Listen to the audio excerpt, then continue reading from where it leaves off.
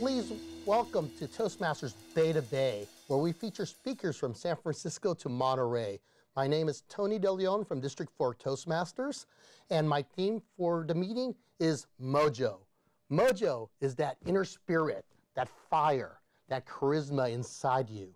But sometimes it gets a little low because we get drained by some of our work activities and being stressed by all the things around us. So I think it's very important to be recharged every now and then by doing the things you love. I call this recharging your mojo.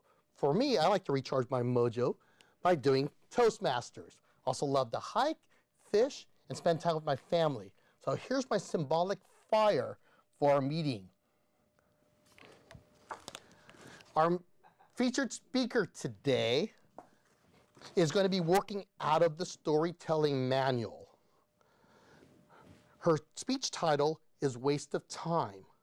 Now, the storytelling manual, she'll be touching on how to arouse emotions with the techniques that are mentioned in the manual. Please welcome our speaker, Elaine Young, with her speech title, Waste of Time.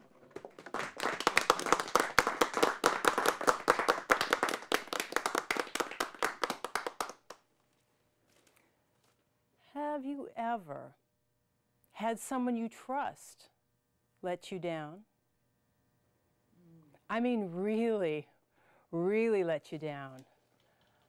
What did you do about it? Let me tell you a story. Last spring, I traveled to northeastern Ohio to stay with my brother and his wife, Terry, at their home. It was a cold April morning, you know, one of those mornings where the sun is shining, but you really don't feel any heat.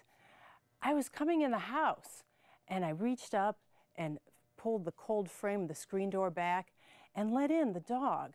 Terry's little yellow, brown and white terrier dog ran in, his heels clicking across the wooden floor. The dog's name was Petey, Terry's dog. And as we walked in, I was just thinking about the wonderful hike we'd done together in the forest, a nearby park.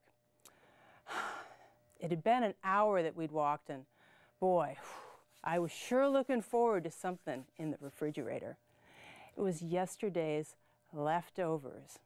My friends and I had just gone out to this wonderful restaurant, and I couldn't finish my wonderful, lovely Wiener Schnitzel. That crispy golden crust was just calling to me. Oh, so I got it all ready. And then I had it in the microwave, and I put it on the table, and the doorbell rang. Oh, of course, right? And I was just waiting for this all morning, and well, I better check and see who it is, because I'm the only one home, and maybe it's a friend of my brother's. So I go over to the door. 15 minutes later, you ever have one of those conversations you wish you'd never started with the door-to-door salesperson? That's what it was. Oh, unbelievable. But at least I have my schnitzel. Oh, I've been looking forward to this all morning long, and oh, it's an empty plate. Well, it must be in the microwave. Let's go and check the microwave, and it's not in the microwave. It's empty. Okay. Must be in the refrigerator still. I just forgot. And let's check the fridge, and it's empty. Huh. What? Petey! Petey! Where is that dog? Petey! There you are. Petey? Did you eat my schnitzel? Petey looked up at me. Yes? I was looking forward to that all morning long, and you ate it, and now I can't get another one before I leave town. Petey, oh, you're a bad, bad dog. Bad dog. Oh, he's going to feel my wrath. He's a bad dog. My sister-in-law came home at that time.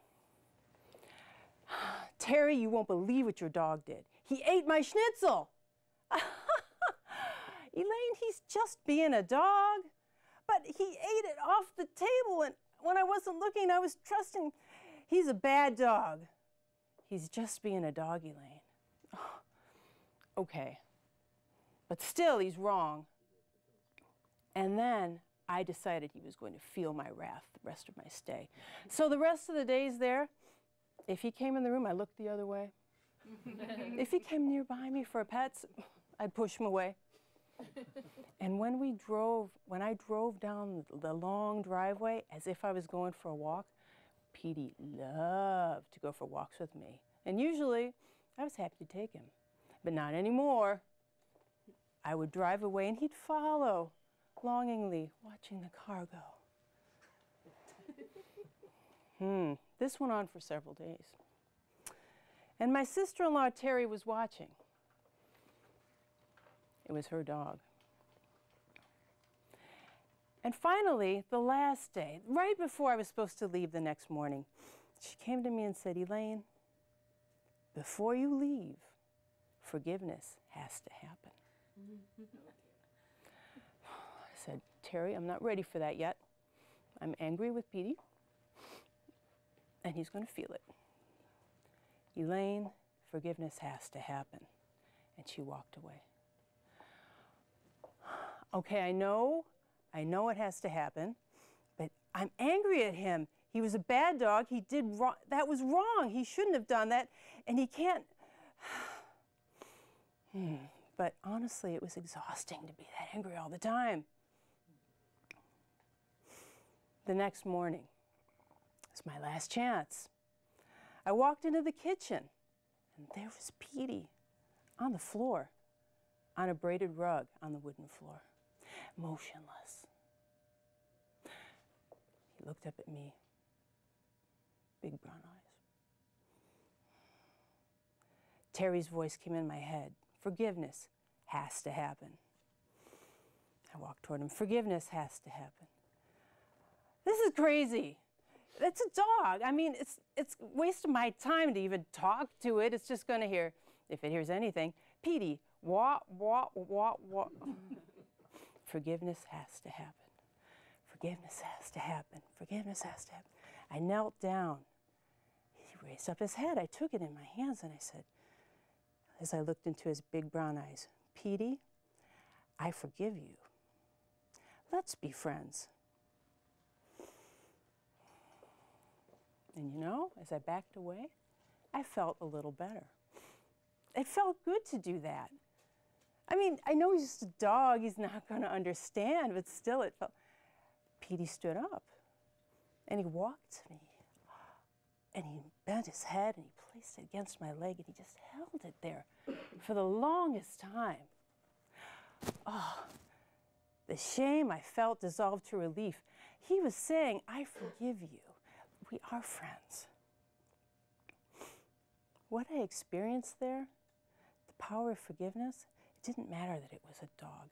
What I learned is that forgiveness is something I can do. It's for me. It's something you can do too, because forgiveness is for you. I believe it's a gift that we can give ourselves. In fact, I like to call it forgiftness. Forgiftness, because forgiveness is a gift that you give to yourself. Thank you. Don't go away. We need to find out what club you belong to. I belong to two clubs, Tony, the Xilinx Expressionists and the San Jose Mandarin English Toastmasters. Wow, what persuaded you to join more than one club? I wanted to be a charter member of a club, actually. Really? But I love the bilingual nature of Mandarin English Toastmasters, too. Oh, do you speak Mandarin? Oh, 一点儿. 我说得不好.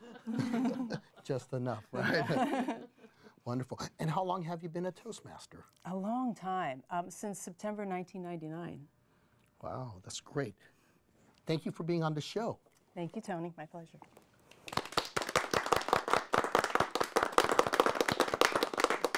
Evaluating Elaine's speech, please welcome Sharon Corgile.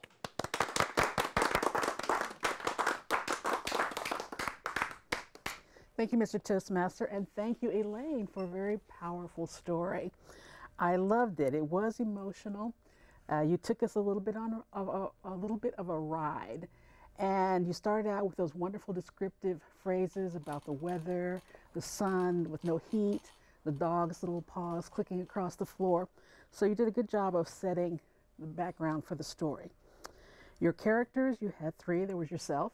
There was Petey the dog. Even though he's just a dog, he was a very powerful element of the story. And then, of course, your sister who came in toward the middle. So we had great elements. Three, very simple number, easy for us to remember. You developed the conflict. The dog ate your Wiener Schnitzel. And you reminded us of that several times, so we could understand that it wasn't a little thing. In your mind, it had blown up to a big issue. And you really, really had resentment for the dog, which set us up for the climax. As far as emotion goes, I was so afraid you were going to say the dog died. I don't know why. That was just what was in my brain. So I was so relieved and so happy for you when you approached that dog so movingly, and his little head in your hand. That was wonderful, absolutely wonderful. You had a call to action for us and told us the benefit to us for forgiveness. It was beautiful. A couple of things that perhaps could help you drive the point home a little bit more, and that is I thought the beginning was a little bit long. I enjoyed the descriptions, but I don't think they added as much to the story as they could have. So definitely tighten up the beginning and really move us quickly into the conflict. And then you have more time to develop your theme or your moral at the end, where you talk about forgiveness, because that's obviously something we all need to learn more about. And so you have such a wonderful example of that. Then I think a little more time toward the end to give us even more. That gift that you talked about would have been really wonderful. The other small thing on delivery is you did not make a lot of eye contact. You tended to look up quite a bit and then down at the floor. So remember to maintain, especially this emotional type story, to make sure that we feel it, you bring it home to us each time. So a wonderful story, a great moral, and I really do appreciate the gift that you have given me, Mr. Toastmaster.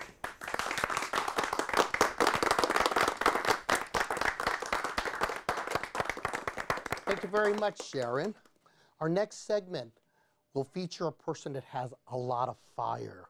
We had a visitor from San Diego. Her name is Cheryl Roush. Let's have a visit with her. If you were to look at each other right now and say, yep, I'm a spark. I love Toastmaster audiences. We are the best. No, we really are, because all it takes is a spark to rekindle that. I do professional coaching, whether it is for marketing, consulting, publishing, because now I've written 13 books and own a publishing company, as well as professional speaking and media interview skills for clients including the San Diego Chargers. My icebreaker, how many O's did you have in your icebreaker? Holler it out. How many did you have? 45. 45? Did you really, Tony? Thank you for sticking with the program. Mine was only 19. I've been referred to as the poster child of Toastmasters because my first 3 speeches, I cried. I had tears flooding down my face, not of joy, definitely of nervousness. And thanks to what I've learned in this organization and all the loving and support, I've been able to turn that around, where today I speak in front of groups of thousands of people and keynote close big conferences. It's been a world of good in helping me to find who I am and enhance my own communication and leadership skills. I would not be doing what I'm doing today, nor at the caliber, had it not been for Toastmasters International. Sparklitude booster number 2, have only positive thoughts toward yourself and others. Sparklitude came as a result of seeing that people needed to have more of a positive attitude in their lives. So Sparklitude really means having a sparkling attitude. And it comes from experiences in my own life of having a tragic beginning and now turning it around to help serve others, including individuals and organizations. Remember how we used to hear garbage in, garbage out? Do you remember hearing that? They lied. It's not true. It's garbage in, garbage sticks. Be really careful what you allow into your subconscious mind. Guard it. That is your supercomputer. And besides that, any day above ground is a good day. I'm often asked why I joined this organization. I thought it was to become a better employer for those people who worked in my business. I thought that the feedback and the evaluation process that I could learn would be very beneficial to them. I did not know it would make me not only a more effective communicator, but also a better leader, not only in my business, but in my community and in my world. Now, I know it's powerful in our program that we give feedback. We give positive feedback. I don't even use the word criticism because Will Rogers once said that it's literally putting your thumb down on someone else. In our organization, we don't put people down, we build them up. We build people. Toastmasters really changed my life. I had no idea what was in store. As a result of the path that I've taken and how I've really embraced this program, it's made me a better human being and really focused on service to the entire world. It's changed my life, and it'll change anyone else's life who comes into our organization, and we welcome them. Welcome back to Toastmasters Beta Bay. Our next segment will feature table topics where we practice our impromptu speaking skills. Leading the table topic session, please welcome Robert Tang. Thank you very much, Tony. Hello and welcome. We now get to practice speaking on our feet, speaking without preparation. We begin table topics with the first question. The first question is, how or what do you do to have mojo in your life? What is that secret recipe? Katherine Pratt, welcome. Thank you, Mr. Table Topics Master. I believe the question was, how do I get mojo in my life? What is my recipe? Well, I think my recipe for mojo includes several different parts. One would be you need to laugh. A second one would be you need to relax. And a third part would be a little bit of improvement somewhere along the way. And I'll explain a little bit about that. I think the most important thing that you have to do every day is have fun and laugh. Sometimes when we're at work, well, when I'm at work and I'm inundated by a lot, I'm a teacher and I'm inundated with, I have to be on all the time. And sometimes you just have to relax. And I have to take that time off, even if it's 5 minutes at my lunchtime, to go with some other teachers and just laugh and share something about the day. Because without that, I would not be able to recharge my battery. I also need to have some relaxation. I'm a person who likes to say yes to things all the time, and I have a feeling sometimes that affects me, so sometimes I just need to say no and take a little break. And the third thing that I think we should do is have something that you can improve on along the way. If I get energized by knowing that I'm going to improve myself somewhere along the way, that's part of the reason why I joined Toastmasters. But another way is when I'm running, if I can see that I'm improving myself along the way, then that's what energizes me to get out on the next cold winter morning, because I know that I can improve myself if I continue to do it.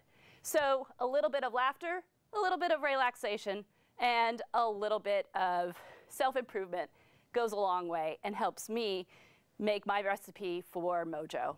Mr. Table Topics Master. Thank you very much, Katherine. Table topics question number 2.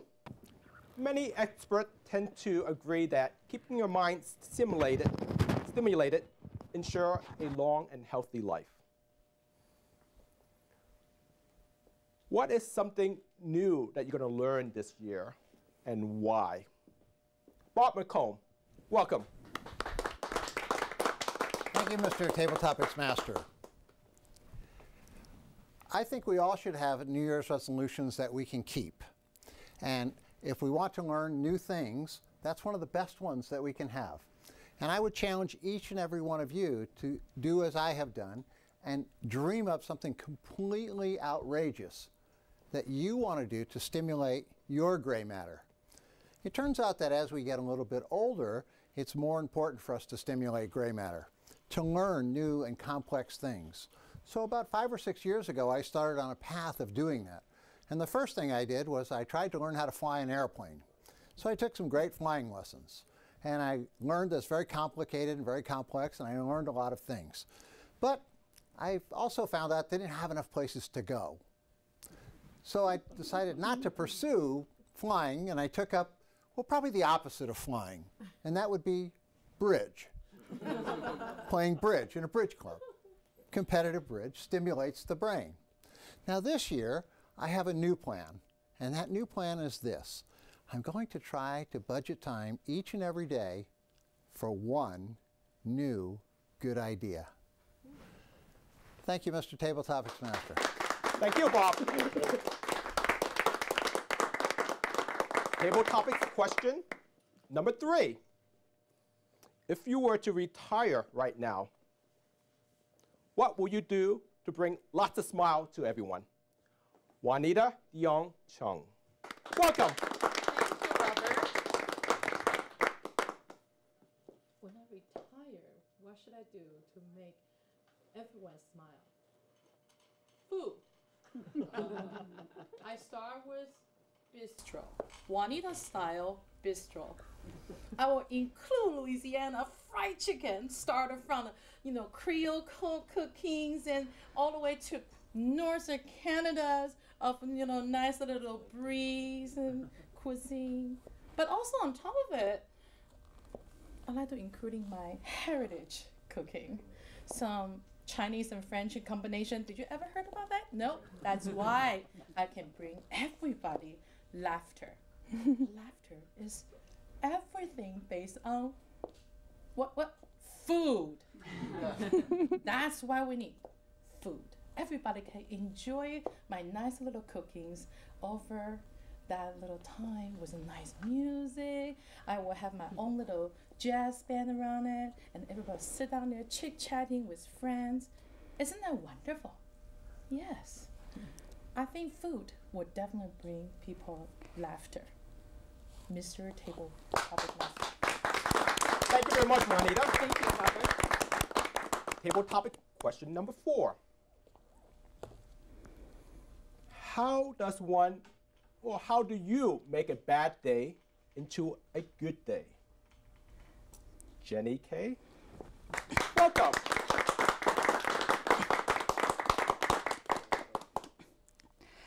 Thank you for the Mr. Table Topic Master great question. We all have a bad day, and how do we make it good? Quite often I have a bad day.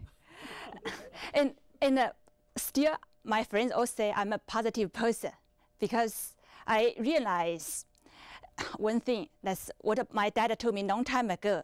Every great thing come before a bad thing. So it happened to me many times. Let me try to give an example. Once I remember I applied for a school, for college, and the school, let's apply for graduate school, but my university was not a cooperative, and I was really had a terrible day. How can I make this situation good? It seems there's no way I can make it good. But it turns out there's another organization specialized in helping people apply for graduate school, and I got a great help. So a bad thing turns a good thing. So even you have many bad days, if you know that's the beginning of a great day, you will make through it all right. Mr. Table Topic Master. Thank you, Jenny. Last table topic question, number 5. If you don't have to work today, what gets you out of bed? Birgit Starmanns. Welcome. Thank you, Mr. Table Topics Master. The thing is, I have so many different hobbies. I'm not sure I would have time to do all of them in just one day. I like to write. I like to do photography. But the one thing that really gets me out of bed is dancing. I've been dancing since I was 7 years old, and I started with tap and jazz. And from there, I tried baton, didn't really work so well. Tried ballet, didn't really work so well. But I've been dancing since I was 7, and 2 years ago, I discovered ballroom. I love ballroom. Now, the first time I took a lesson, I took a group lesson. I didn't know the patterns. I couldn't take an advanced lesson, so I ended up having to take the beginning lesson where they said this is your right foot and this is your left foot. It wasn't really happening for me. But then I started taking private lessons. And with private lessons, you get to progress at your own pace. If the one thing that I could do all day would be dancing, I would do it all day. But the thing is, I do it all. I do waltz, Viennese waltz, tango, foxtrot, cha-cha, samba, salsa, rumba. I'm missing a couple. Hustle. I can actually do the hustle. And it's just so much fun. And I've lost a lot of weight since I started ballroom dancing. I've made a lot of new friends since I've been ballroom dancing. So that would really have to be the one thing that gets me out of bed. And there are performances. Now, when you do performances with ballroom dancing, they call them solos, but it's you and an instructor so that you can do those performances. And in 2 weeks, I'm doing my first competition, so please wish me luck. Mr. Table Topics Master. Thank you very much, Birgit. Well, this concludes our Toastmaster Table Topics session, where we get to help members speak extemporaneously. Let me welcome back our Toastmaster, Tony DeLeon. Thank you very much, Robert. I hope this show recharged you and lights your fire. Remember, we all need to fan each other's fire to keep our spirits alive. So tonight, it's time to put it out. If you want to learn more about District 4 Toastmasters, please go to the website d4tm.org. It's been a pleasure being the Toastmaster for the show. Please tune in again for Toastmasters Beta Bay.